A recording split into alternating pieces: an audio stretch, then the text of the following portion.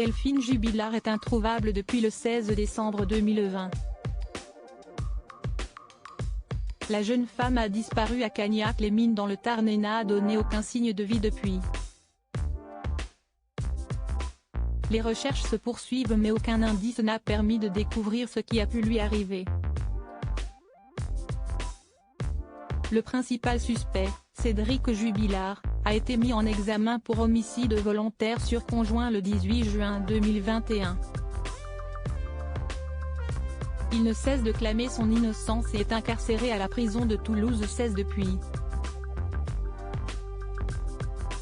Les recherches se poursuivent et Anne, l'une des dernières personnes à avoir vu l'infirmière de 33 ans en vie, est sortie du silence dans un documentaire diffusé sur RMC Story il y a quelques semaines. On a parlé du cadeau de Noël, de choses qui faisaient partie de la vie à ce moment-là.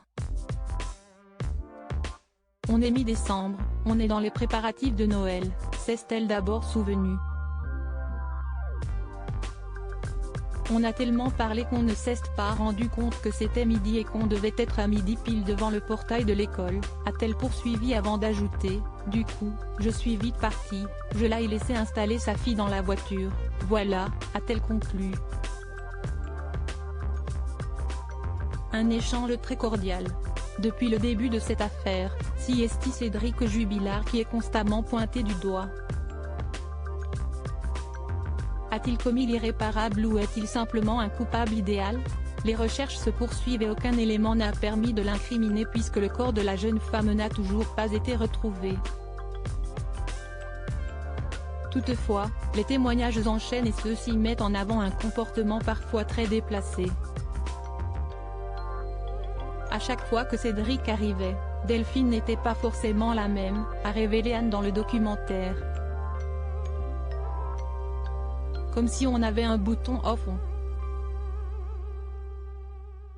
Elle pouvait être plus éteinte, plus effacée, a-t-elle poursuivi avant d'ajouter, on sentait comme une déception qu'il soit là. Pour rappel, Delphine Jubilard souhaitait divorcer. Elle avait affirmé en avoir marre de cette vie de bidochon et avait l'intention de refaire sa vie avec un homme surnommé l'amant de Montauban. Elle était bien décidée à passer à autre chose mais ce n'était pas le cas de Cédric Jubilard, qui faisait tout pour la reconquérir et était même allé jusqu'à surveiller ses faits et gestes. Un témoignage similaire à celui des proches de l'infirmière. Cédric Jubilard, a-t-il déjà évoqué ses menaces à l'encontre de son épouse? Rien n'allait plus entre Cédric et Delphine Jubilard. Alors que la jeune femme s'apprêtait à refaire sa vie, le père de famille avait découvert sa liaison. Durant plusieurs mois, il avait suivi ses moindres faits et gestes.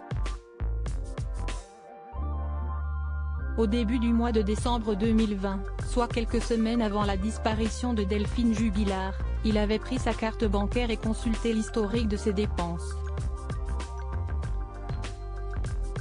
De plus, il avait tenu des propos parfois choquants qui ont été révélés au fil des mois. J'en ai marre, je vais la tuer, je vais l'enterrer, personne ne la retrouvera, aurait-il déclaré à sa mère. Entendu par les juges, il avait indiqué « J'étais en colère », c'était des mots jetés en l'air. Des propos pris très au sérieux par les enquêteurs. Cédric Jubilard reste présumé innocent des faits qui lui sont reprochés, jusqu'à preuve du contraire par les autorités compétentes.